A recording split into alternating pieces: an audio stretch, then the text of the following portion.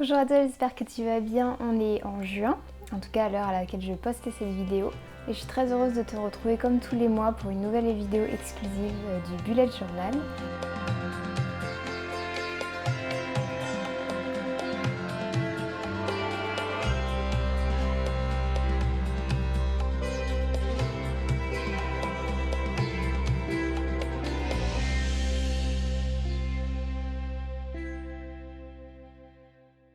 Dis-moi dans les commentaires comment tu as vécu ces 4 premiers mois, du coup 4, 5 premiers mois. Est-ce que les exercices t'ont aidé à découvrir des choses sur toi, à développer certaines choses, etc. Et aujourd'hui on va parler donc du mois de juin. Le mot juin pour commencer, parce que j'aime bien toujours commencer par un petit peu d'étymologie, ça vient de la déesse Junon, qui était la sœur et aussi la femme de Jupiter dans la mythologie donc romaine. Et c'est la déesse de la maison, du foyer et aussi du mariage. Et le nom Junon viendrait du mot Juvenis, qui veut dire jeune tout simplement, mais jeune dans le sens qui va représenter donc la force vitale, la fertilité, parce que c'est un moment de l'année où souvent dans la nature les animaux vont beaucoup se reproduire, etc. Et donc ça marque un petit peu cette saison-là, le mois de juin. C'est aussi le début de la saison des mariages notamment. Donc le fait que ce mois-ci soit dérivé d'une déesse qui est la déesse du mariage est assez significatif. Et ce mois-ci, je voulais te parler du coup d'une autre science védique que l'Ayurveda, qui est le Vastu. Le Vastu, si tu ne connais pas, c'est une discipline qui fait partie des sciences védiques et qui va plutôt concerner tout ce qui est autour de l'architecture, de la décoration, de l'habitation de manière générale. Pourquoi je te parle de ce sujet? Puisque Junon étant la déesse du foyer, de la maison, je me suis dit que ça pourrait être intéressant d'évoquer cette science-là maintenant. Donc Vastu, il y a deux manières de l'écrire. Il y a le A court, parce qu'en sanskrit, il y a des voyelles courtes et des voyelles longues. Donc Vastu avec un A court, ça signifie des matériaux en fait qu'on va utiliser pour construire par exemple une maison. Alors que le mot Vastu avec un A long, va plutôt signifier exister, demeurer, loger dans un endroit. Donc ça va plutôt signifier un lieu qui est construit. C'est pourquoi c'est la science du coup qu'on dit de l'architecture ou de l'ameublement, etc. On peut l'appeler aussi architecture sacrée, décoration sacrée. Et comment toutes ces sciences s'imbriquent les unes dans les autres? Quand l'astrologie va plutôt être une science qui va gouverner le temps, donc à quel moment faire les choses, par exemple. Il y a beaucoup cette notion de période planétaire en astrologie, de timing, etc. Le Vastu, ça va être plutôt une science de l'espace. Comment on harmonise l'espace dans lequel les personnes vont être au quotidien, que ce soit dans leur maison, mais aussi au travail ou dans des espaces publics. Puisque le Vastu peut s'appliquer à une maison, mais aussi à une ville ou à un pays, si on le souhaite. Et il va donc gouverner tout ce qui est l'ordre de la santé entre l'individu, tout simplement, et son espace de vie. Donc quels sont les objectifs du Vastu? D'ailleurs, on fait souvent le pont entre le Vastu et le Feng Shui, puisque toutes les deux sont des disciplines qui s'intéressent à l'espace, à l'ameublement, à l'architecture aussi. Je ne connais pas beaucoup le Feng Shui, donc je ne pourrais pas t'expliquer les différences, etc. Je pense que c'est tout simplement deux cultures très différentes, mais qui doivent avoir des mêmes principes de base à mon avis. Et le Vastu est une discipline à laquelle je m'intéresse. Maintenant, je ne suis pas du tout experte sur le sujet, mais je vais te laisser des références en description de cette vidéo si jamais tu veux aller explorer un peu plus. Donc quels sont les objectifs du Vastu? Ça va être d'abord de construire un lieu qui est harmonieux et qui va être considéré comme vivant, puisque pour le Vastu, donc pour les sciences védiques, une maison c'est une extension de notre propre corps. C'est un être vivant à part entière, donc il a ses émotions, il a les choses, son caractère, etc. On dit souvent qu'une maison a du caractère ou non d'ailleurs.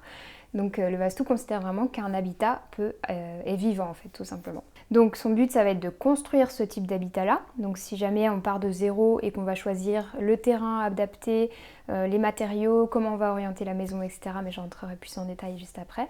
Mais ça peut être aussi améliorer une maison qui est déjà existante ou un lieu qui est déjà existant. Et donc le réharmoniser par rapport aux désirs des personnes qui l'habitent. Le but aussi du Vastu, ça va être de faire les bons choix en fonction des besoins des personnes qui habitent le lieu.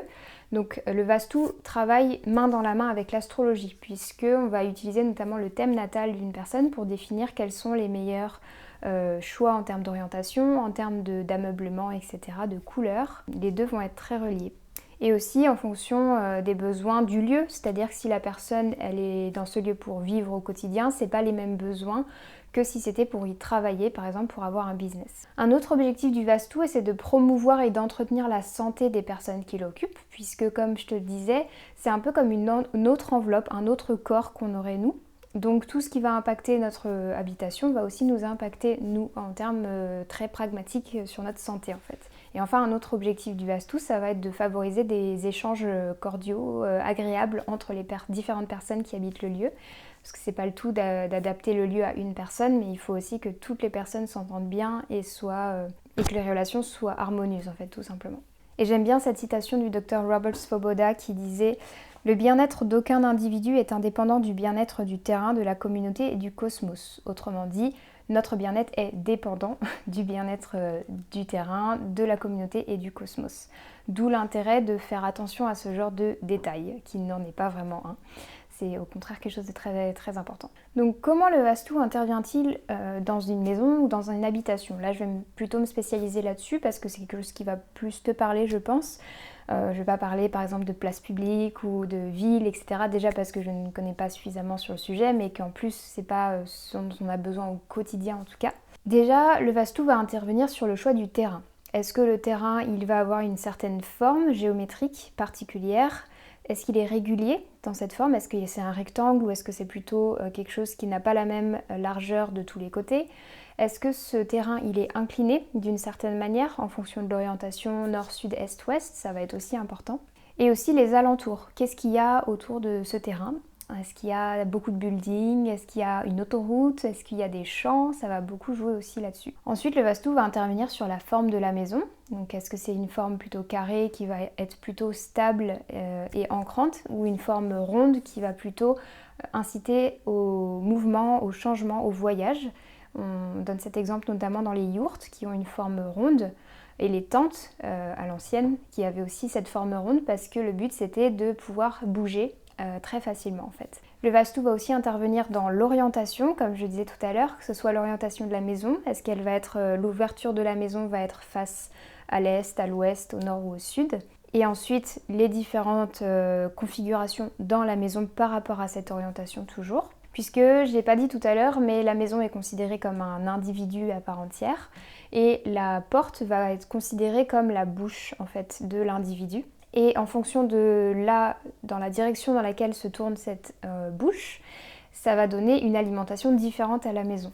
Donc l'énergie va être totalement différente si la maison s'ouvre sur l'est, sur l'ouest, sur le nord ou sur le sud. Et le Vastu va aussi du coup intervenir sur l'emplacement des portes et des fenêtres. Donc comme je te le disais, que ce soit en termes d'orientation, mais aussi à quel endroit se trouve la porte. Est-ce que c'est bien au milieu de la maison? Est-ce que c'est plus à gauche, plus à droite? Ça va donner encore une énergie différente. Et chaque fenêtre dans la maison correspond à une entrée d'énergie.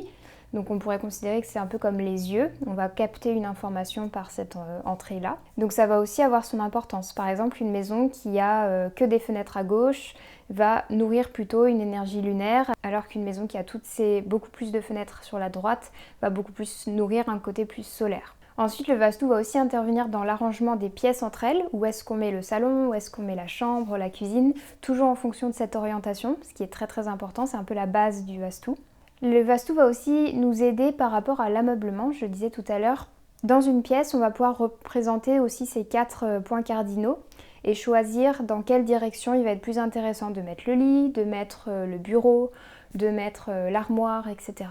Sur quel mur il peut être intéressant de mettre telle décoration comme des photos ou des tableaux et d'autres où il faut éviter. Pour en venir aux décorations justement, le Vastu va aussi nous aider par rapport à quel type de décoration serait intéressante en fonction des besoins des gens qui habitent la maison. Ça peut jouer sur la forme, la couleur, le côté vivant ou non. Par exemple, des fleurs fraîches ne vont pas du tout avoir la même énergie que des fleurs mortes. Les deux peuvent apporter quelque chose, mais on ne va pas les utiliser de la même manière au même endroit dans la maison, etc. Le Vastu va aussi s'intéresser aux bruits et aux odeurs, donc c'est très très important quand on est dans un lieu, si on a constamment un bruit particulier, c'est quelque chose qui va être engrammé de manière inconsciente, donc ça va avoir un impact sur notre santé sur du long terme et même moyen terme, donc le Vastu fait vraiment attention à ça. Et les odeurs c'est pareil, c'est quelque chose qui nous imprègne, donc on va constamment vivre avec. Et enfin, le Vastu va aussi permettre de rééquilibrer les 3 qualités de l'esprit qui sont donc Tamas, Rajas et Sattva. J'en parle dans le bullet journal si jamais tu ne te rappelles plus trop ce que sont ces qualités-là. Tamas, ça va être plutôt la qualité inerte de sommeil, d'inaction, de stabilité. Rajas, ça va être plutôt une qualité de mouvement, de changement, de transformation, alors que Sattva, c'est une qualité d'apaisement, de contentement, d'éveil aussi, de lumière. Et on a besoin des trois, même si on tend quand même à dire que c'est bien de nourrir plus Sattva, par exemple si on veut avoir une pratique spirituelle, si on veut se sentir plus apaisé au niveau émotionnel, parce que Rajas a tendance à amener pas mal d'émotions très intenses, et Tamas a plutôt tendance à nous anesthésier complètement pour qu'on ne ressente plus rien, alors que Sattva, il va vraiment essayer d'intégrer tout ça pour le mettre au service de quelque chose de plus grand. Donc voilà, on va pas rentrer dans les détails sur l'esprit aujourd'hui, mais c'était pour te rappeler un petit peu ce que c'était. Et le Vastu a un grand intérêt là-dedans. Donc est-ce qu'il y a assez de lumière dans l'habitation? Est-ce que c'est propre? Parce qu'une habitation sale, ça va plutôt nourrir Tamas par exemple. Est-ce qu'il y a des plantes vertes qui vont apporter de la vie, qui vont apporter du Sattva? Est-ce qu'il y a quelques touches de couleur un petit peu plus, voilà, comme j'ai juste derrière moi, qui sont un petit peu plus stimulantes, qui vont aussi nourrir Rajas? Tout ça, ça va être très très important et le Vastu va bien sûr le prendre en compte. Et quelques principes comme ça du Vastu que je voulais te donner, c'est que le principe même du Vastu, c'est de rétablir la bonne circulation du prana. Donc le prana, c'est cette énergie subtile qu'on dit qui découle de Vata, ce dosha qui est constitué d'air et d'éther. Et si ce prana, qu'on peut aussi traduire par vitalité, élan vital, souffle, s'il ne circule pas bien dans notre corps, on va pouvoir développer des pathologies, puisque l'information ne va pas passer partout. Et dans la maison, c'est exactement la même chose. Donc on va se rendre compte, par exemple, que dans certaines pièces, l'énergie ne circule pas bien, où il y a des blocages, où ça circule trop vite, où ça va nous perturber, par exemple, pendant le sommeil. Donc le Vastu va vraiment s'intéresser essentiellement finalement sur cette énergie-là. Donc on va chercher à toujours maintenir une circulation saine de ce prana. Une autre information qui est très importante en Vastu, c'est que chaque pièce a une fonction particulière et qui doit donc être imprégnée d'une énergie particulière. Par exemple, on ne fait pas du tout la même chose dans la cuisine et dans la chambre. Dans la cuisine, on a besoin de l'élément feu pour transformer les aliments, pour apporter aussi de l'agni, donc cette énergie qui nous permet à nous de digérer. Alors que dans la salle de bain, par exemple, on va avoir besoin de beaucoup plus d'éléments eau, d'éléments qui nettoient, d'éléments qui évacuent. Éventuellement aussi, pour la chambre, on va avoir besoin d'une énergie beaucoup plus apaisante, beaucoup plus reposante, alors que dans le salon où il y aura plus de vie ou dans le bureau, on aura besoin d'une énergie plus stimulante. Et c'est très important selon le Vastu de différencier toutes ces pièces et de leur donner une fonction particulière et de nourrir ces fonctions avec l'ameublement, la décoration, les lumières, etc. Donc ce que je voulais faire pour un petit peu finir sur le sujet, c'est de te donner quelques petites clés que moi j'ai retenues sur mes lectures, etc. De petites choses que tu peux peut-être regarder dans ta maison, mettre en place, etc. Donc première chose, ça va être de ressentir le lieu dans lequel tu es. Les quelques enseignements que j'avais reçus nous disaient quand vous rentrez dans un lieu, la première chose à faire c'est de travailler sur votre propre ressenti. Même avant de rentrer dans n'importe quel lieu d'ailleurs. C'est juste faire attention à ce qui nous entoure, donc avoir plus de conscience de manière générale, parce que c'est le premier outil en fait de la personne qui va pratiquer le Vastu. Et même si jamais tu veux juste le faire pour toi-même chez toi, tu vas déjà ressentir. Il y a beaucoup de personnes qui sont très sensibles à ça, j'en fais partie, c'est-à-dire que je sais instantanément quand je rentre dans une maison si je m'y sens bien ou non. Et c'est souvent des femmes qui sont plus sensibles à ça, puisque la femme est reliée par la lune notamment à l'énergie du foyer, de la maison, le féminin en tout cas. Et vu que la femme a plus de féminin que de masculin, elle peut aussi être plus intuitive, plus connectée à ce ressenti-là quand elle rentre dans une maison. Donc tu peux ressentir cette énergie quand tu rentres, est-ce que tu as l'impression que ça circule bien partout, etc. La direction qui est considérée comme la plus satvique, donc celle qui va le plus élever l'esprit, apporter de l'éveil, ça va être l'Est, puisque c'est la direction dans laquelle le soleil se lève. Et le soleil apporte la lumière, apporte la connaissance, et tout ça ce sont des caractéristiques qui sont reliées à Sattva.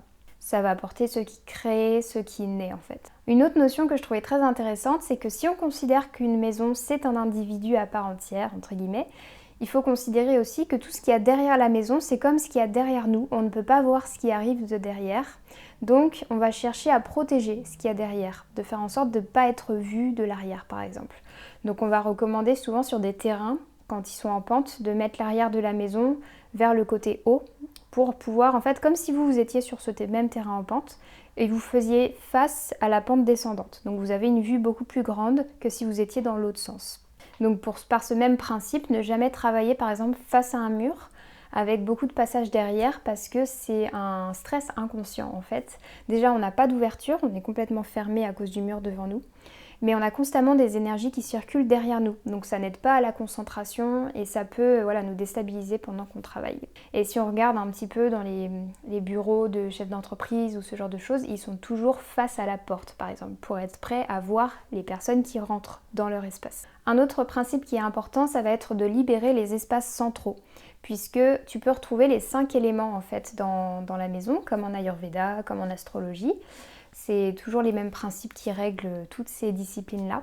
Et l'espace central d'une maison est connecté à l'élément éther, donc l'espace, donc littéralement le vide. Donc c'est un endroit qu'il faut vraiment laisser lumineux. Il faut pouvoir laisser les choses circuler, que ce soit les êtres humains ou le prana, comme je disais tout à l'heure.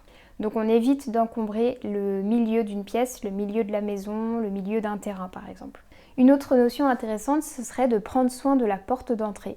Tout simplement en faisant attention à ce qu'elle soit en bon état, donc pas cassée, qu'elle ne grince pas, que la peinture ne soit pas toute caillée, le bon choix de la peinture aussi, quelle couleur on veut mettre dans sa maison. Donc ça c'est une notion qui est assez importante et assez facile aussi à mettre en place. Et ce que j'aime beaucoup, c'est que dans les pays, j'étais allée en Indonésie il y a plusieurs années et tous les matins, ils ont ce rituel de balayer devant leur porte. Donc même dans les pays, dans les villes très pauvres notamment, souvent d'ailleurs dans ces populations-là, tous les matins, ils passent le balai devant leur porte et ils nettoient. Parce qu'ils ont cette conscience-là que c'est l'entrée dans leur maison, l'entrée dans cette enveloppe qui les protège aussi. Donc c'est très important de soigner son entrée. Une autre notion que je trouve très intéressante, parce que c'est quelque chose que je ressentais de manière intuitive et quand je l'ai lu après, je me suis dit bah oui c'est ça. Éviter de dormir à côté d'une porte dans le sens où quand on ouvre la porte ça donne sur le lit par exemple, ou pire entre deux fenêtres ou entre une porte et une fenêtre. Toutes ces ouvertures-là sont des entrées d'énergie. Donc à chaque fois qu'on se met entre une porte et une fenêtre, on va bénéficier de ces énergies, mais le problème c'est qu'elles peuvent aussi nous perturber. C'est un peu comme un courant qui passe, donc si on essaie de dormir là-dedans, ça peut être un peu perturbant et on peut avoir des difficultés à s'endormir. Ensuite, un principe assez simple et logique, mais qui me semble important, c'est de maintenir un espace propre et rangé, dans le sens où dès qu'on va encombrer un lieu ou qu'on va laisser se salir, le prana va littéralement ne pas avoir envie d'y pénétrer. Donc ça veut dire que l'énergie ne va pas circuler puisque tout comme vous n'aimeriez pas aller dans un lieu sale et mal rangé, pour l'énergie vitale c'est pareil. Donc on va faire en sorte de garder les lieux propres, rangés et pas trop encombrés. Et enfin un dernier conseil que je trouvais assez drôle et en même temps très pratique pour le coup. On pose beaucoup la question quand il y a plusieurs personnes qui vivent dans un même lieu, comment on adapte, à qui on adapte la maison en fait, à quels besoins. Est-ce qu'on l'adapte en fonction du thème natal du père, de la mère, des enfants, etc. Et une réponse que j'ai beaucoup entendue des praticiens en Vastu, c'est idéalement, il faut l'adapter à la mère, surtout en Inde, puisque quand c'est la mère qui a les clés du foyer ou qui s'occupe de l'état du foyer, de l'entente des gens entre eux, c'est son énergie à elle qui va être primordiale d'adapter à la maison ou inversement, puisque si la mère ne se sent pas bien, elle va répercuter cette énergie sur tous les gens de sa famille, puisque c'est elle qui a pour rôle de maintenir le lien. C'est pas toujours le cas. Parfois, le rôle de lien, il est joué par une autre personne de la famille, auquel cas il faut l'adapter. Si par exemple, dans une famille, il y a un père au foyer et la mère est très souvent au travail mais pas très présente, on va plutôt l'adapter au père, si on veut rester dans cette configuration-là bien sûr, puisque c'est le père qui va jouer ce rôle de maintien de l'entretien du foyer et des liens surtout entre les personnes qui l'occupent. Donc voilà, je t'ai juste donné quelques petites clés comme ça que j'ai attrapées par-ci par-là et que je trouve sont assez faciles à mettre en place ou en tout cas à observer chez soi. Et pour l'exercice de ce mois-ci, du coup, je vais te proposer de tout simplement aller dans toutes les pièces de ta maison, en commençant par devant ta porte, et ressentir tout simplement qu'est-ce que tu ressens chez toi, comment tu te sens dans les différentes pièces de ta maison. Est-ce que l'énergie circule bien partout ? Si c'est pas le cas, ce que tu peux faire, ça peut être peut prendre un petit peu de temps, mais ça peut être un bon exercice aussi, c'est de retirer tout ce qu'il y a dans cette pièce et de remettre au fur et à mesure, puisque il faut un équilibre entre le vide et le trop-plein. La nature déteste le vide, donc il ne faut pas laisser une pièce complètement vide, c'est pas rassurant du tout. Mais en même temps, il ne faut pas qu'elle soit trop encombrée. Donc ce que tu peux faire, c'est de tout retirer et d'ajouter au fur et à mesure quelques éléments, donc les meubles principaux, et voir à quel moment il ne faut plus rien rajouter. Dans le sens où à quel moment ta pièce, elle ne peut plus accepter d'autres choses parce que sinon ça l'encombrerait. Donc tu peux faire ce petit exercice-là. Tu peux voir est-ce qu'il y a des plantes chez toi par exemple, est-ce qu'il y a quel type de couleurs sont très présents chez toi, comment ça te fait te sentir, etc. Je t'invite vraiment à ressentir ça parce que c'est quelque chose dont on n'a pas trop conscience en Occident, on ne nous en parle pas beaucoup, alors qu'en fait c'est primordial de s'intéresser à comment on se sent dans un lieu dans lequel on vit beaucoup, surtout en ce moment. Puisque avec tout ce qui s'est passé cette année, on a été beaucoup chez nous et les gens, je pense, ont commencé à se rendre compte de l'impact de leur environnement très proche, donc leur maison, sur leur santé, sur leurs émotions, sur leur sommeil, etc. Donc je ne peux que t'inviter à prendre plus conscience de comment tu te sens chez toi. Voir est-ce que tu as besoin d'une énergie plus dynamique, plus apaisée, plus ancrée et potentiellement te renseigner un peu plus sur les principes du Vastu ou prendre un rendez-vous avec quelqu'un qui pratique le Vastu pour qu'il vienne chez toi et réajuste ce qui a besoin d'être réajusté. Voilà, j'espère que cette vidéo t'aura plu. Dis-moi dans les commentaires si tu connaissais cette science, cette discipline. N'hésite pas à me dire aussi si tu fais le petit exercice, ce que tu en as pensé, ce que tu as découvert de ta maison, de ton état, etc. Je suis toujours heureuse de lire vos retours en commentaire ou par message. N'oublie pas de me rejoindre sur Instagram où je suis très présente et aussi Facebook. Tu peux aussi aller regarder les autres vidéos qui sont présentes sur ma chaîne YouTube. Je parle pas mal d'Ayurveda bien sûr, un petit peu d'astrologie, il y a des vlogs aussi, ce genre de contenu là. Et d'ici la prochaine fois, je te souhaite de prendre bien soin de toi et je te dis à bientôt pour la prochaine vidéo du mois.